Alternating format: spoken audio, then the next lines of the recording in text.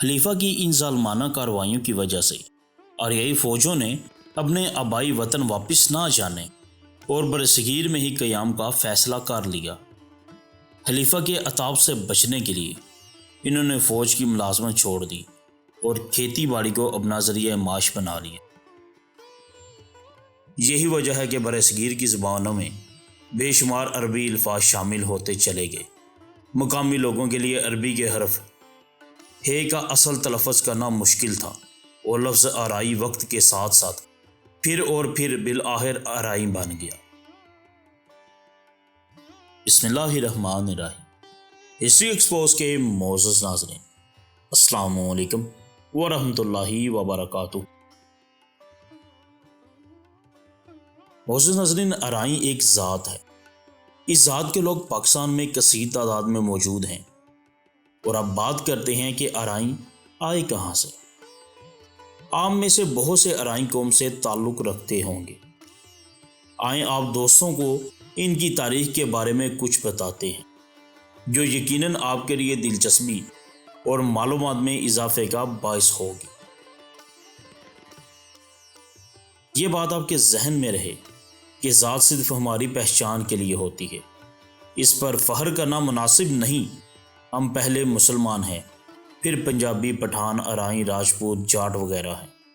अल्लाह तबारक व तआला के नज़दीक तुम में से बेहतर वो है जो मुत्तकी है। अब अपने मौजू की तरफ चलते हैं और बात करते हैं आराई ज़ात की। तो मोअज़्ज़ज़ नाज़रीन, आराई ज़ात के आबाओ अजदाद अरहाई फ़लस्तीनी अरब थे जो 712 में दरियाए अर्दन के किनारे आबाद शहर अरीहा से हिजरत करके आए थे। मोहम्मद बिन कासिम के साथ बरसगीर में दाखिल होने वाली फ़ौज की तादाद 12,000 थी, जिसमें से 6,000 अरहाई थे। मोहम्मद बिन कासिम तकरीबन 4 साल तक सिंध में रहे। इसी दौरान गवर्नर इराक हिजाज बिन यूसुफ और खलीफा वलीद बिन अब्दुल मुल्क का यके बाद दिगर इंतकाल हो गया। खलीफा सुलेमान बिन अब्दुल मुल्क ने तख्त नशीनी के बाद हिजाज बिन यूसुफ के ख़ानदान पर सख्त मज़ालिम ढाए। इसी दौरान इसने मोहम्मद बिन कासिम को भी हिजाज बिन यूसुफ का भतीजा और दामाद होने के जुर्म में गिरफ्तार करके अरब वापस बुलाया, जहाँ कहा जाता है कि वो 7 माह कैद रहने के बाद इंतकाल कर गए। खलीफा की इन ज़ालमाना कार्रवाइयों की वजह से अरहाई फ़ौजों ने अपने आबाई वतन वापस ना जाने और बरसगीर में ही क़याम करने का फ़ैसला कर लिया। खलीफा के अताब से बचने के लिए इन्होंने फ़ौज की मुलाजमत छोड़ दी और खेती बाड़ी को अपना ज़रिए माश बना लिया। कुछ अशरों बाद वो आहिस्ता आहिस्ता वस्ती और मशरकी पंजाब की तरफ चले गए और वक्त के साथ साथ इनकी अगली नस्लें पूरे बरसगीर में फैल गईं। मोअज़्ज़ज़ नाज़रीन, आराई कौम के बारे में मज़ीद जानने से पहले हमारी आपसे गुजारिश है कि अगर आप हमारे चैनल पे नए हैं और आपने हमारा चैनल हिस्ट्री एक्सपोज सब्सक्राइब नहीं किया तो कर लीजिए और बेल आइकन के बटन को भी ज़रूर प्रेस कीजिए ताकि आपको हमारी आने वाली तमाम वीडियोस बआसानी मिलती रहें। और इस क्लिप को भी अंत तक ज़रूर देखिएगा ताकि नाज़रीन आराई कौम के बारे में, आराई ज़ात के बारे में जो ख़ास और उम्दा मालूमात हम आपकी खिदमत में पेश करने जा रहे हैं वो आप जान पाएँ, समझ पाएँ, अपने इल्म व अमल में इजाफ़ा कर पाएँ। मोअज़्ज़ज़ नाज़रीन, मोहम्मद बिन कासिम रहमतुल्लाह अलैह के लश्कर से आराई लफ्ज़ की तशरीह राजा दाहिर की कैद में एक मुसलमान लड़की की आवाज़ पर लब्बैक कहने वाला 12,000 अवाम का इस्लामी लश्कर 4 हिस्सों पर मुश्तमिल था। पहले हिस्से का नाम मकदमता अल जैश था, जो थोड़े से आदमियों पर मुश्तमिल था और लश्कर से 3-4 मील आगे से रास्ते की रहनुमाई कर रहा था। बाकी दाएं तरफ का लश्कर मेमना और बाएं तरफ का मेसरा और दरमियान वाले लश्कर का नाम कलब था। हर इस्लामी लश्कर के पास एक झंडा होता था जिसको फ़ौज हर सूरत में बुलंद रखती है और जंग के अख्ताम पर यह मफतूहा ज़मीन पर गाड़ दिया जाता। कहा जाता है कि इस फतेह के निशान वाले झंडे का नाम अल राया होता था। فتح کے بعد اس شامی فوج کے سپہ سالار کو الرائیہ کی نسبت سے الرائی کہا جانے لگا۔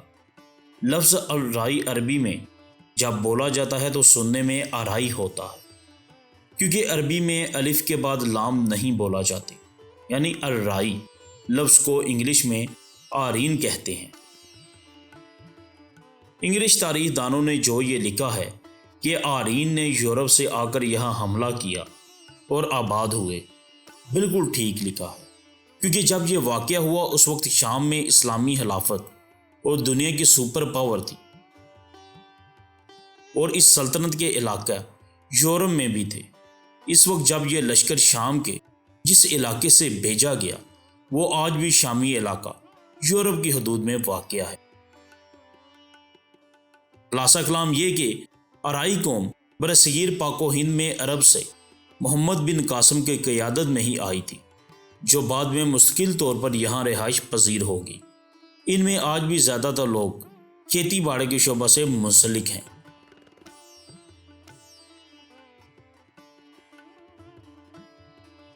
معزز ناظرین، آرائیں اردو زبان کا لفظ ہے، پنجابی ارائیں کہتے ہیں۔ ارائیں کے معنی کاشتکار یعنی زمیندار کے ہیں۔ لفظ آرائی دراصل عربی کا لفظ ارائی ہے، جو کثرت استعمال اور امتدادی زمانہ سے ارائیں بن گیا۔ عرف عامہ میں ارائیں کہا جاتا ہے۔ صدیوں تک غیر عرب علاقے میں رہنے اور مقامی آبادیوں کے ساتھ گھل مل جانے کی وجہ سے عرب ارائیں جہاں اپنی زبان عربی چھوڑ کر اجمی ہو گئے، وہاں انہوں نے برصغیر کے مقامی زبان پر بھی گہرا اثر چھوڑا ہے۔ یہی وجہ ہے کہ برصغیر کی زبانوں میں بے شمار عربی الفاظ شامل ہوتے چلے گئے۔ مقامی لوگوں کے لیے عربی کے حرف ہے کا اصل تلفظ کرنا مشکل تھا، اور لفظ آرائی وقت کے ساتھ ساتھ پھر اور پھر بالآخر آرائی بن گیا۔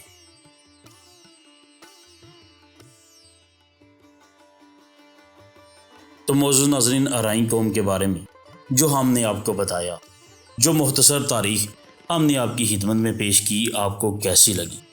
کمنٹ سیکشن میں اپنی رائے کا اظہار کرنا ہرگز نہ بھولیے گا، ہم آپ کے منتظر رہیں گے۔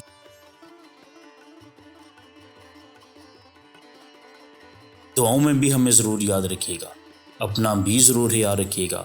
ملتے ہیں ایک نئے خاص بہترین معلوماتی کلپ کے ساتھ۔ اللہ نگہبان۔